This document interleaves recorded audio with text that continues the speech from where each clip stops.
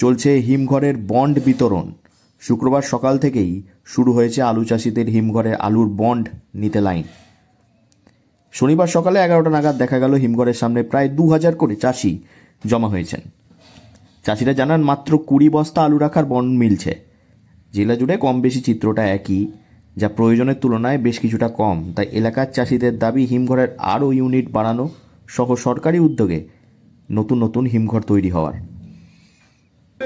ভিড় আছে, একটা স্টোর হচ্ছে না, আমাদের এখানে আরেকটা স্টোর দরকার আছে। কি আলু রাখবেন? হ্যাঁ। কতটা চাষ করেছেন? চাষ যতটা করি, পাবলিক তো চাষ করেছে খাবার রাখার জন্য, কিন্তু একটা হচ্ছে না তো। এত লাইন? এত লাইন সবাই কি রাখতে পারবে বলে মনে হচ্ছে এখানে? মনে হচ্ছে সবাই বন্ড পাবে না? না। তাহলে কি চাইছেন আপনারা? আরেকটা স্টোর দরকার আছে। এত লাইন? এটা লাইন, প্রচুর মানুষ। এটা স্টোর মানে এরকমই হয়, একটা স্টোর। তো আপনারা কোথা থেকে আসছেন?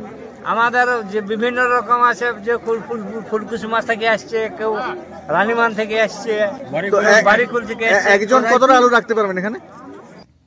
উদাহরণস্বরূপ দেখা যাক, প্রায় 2 দশক আগে রাজ্য আদিবাসী উন্নয়ন দফতরের উদ্যোগে এলাকার চাষিদের দাবি মেনে রায়পুরে একটি হিমঘর চালু হয়।